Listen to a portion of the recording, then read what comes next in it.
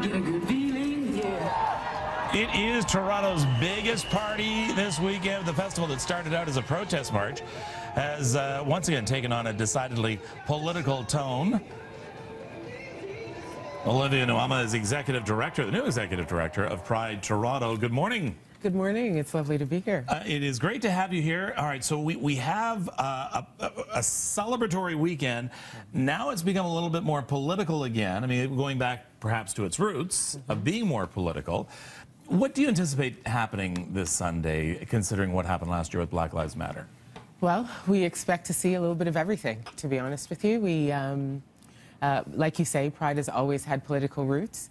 Last year was but one example, and we expect this year to be no different. We are absolutely inviting people to bring their voices to our festival. We want to hear what you have to say. The queer community has a lot to say. And so really what Pride is doing this year is what it's done every year, which is reflect the desires and needs of the community we're here to serve.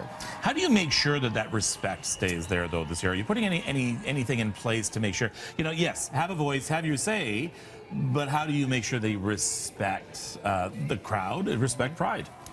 Well, this year, as with every year, we've actually always had rules of Pride participation, of festival participation, and so perhaps we're enforcing those rules a little bit more stringently this year. We certainly will be looking at everybody that lines up, making sure that they aren't carrying material that people might find offensive. We will be talking to all of our parade participants to ensure that they understand what we expect in terms of standards of respect for the community and for our festival watchers. Okay, let's talk about some of the fun stuff, shall we? This is just roughly what's happening this week. There's so much more, but just some of the major events. We have the Trans March on Friday. Yes. At Church in Hayden. Yes. We have the Dyke March on Saturday. We have our parade on Sunday. It starts at 2, but we have our street fair all day Saturday and all day Sunday. We have programming at YDS all day Saturday as well. Our major event actually on Saturday is our partnership with Revolutions Per Minute, who are an Indigenous music management company who are doing our programming at YDS all day Saturday, and we are really, really excited about what that looks like. We see all the different reach out programs this year. Before we were talking with some folks from the campaign reaching out to trans youth of color. Right. You really are emphasizing what this year? All of that. So our theme this year is a plus sign, and that plus sign is meant to include absolutely everybody.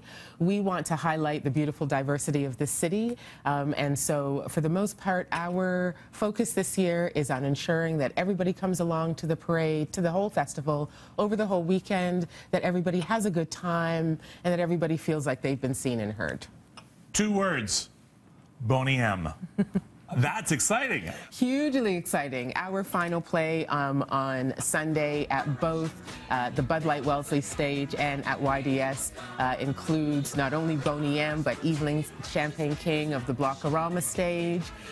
We expect for you to come along. We really want you to participate.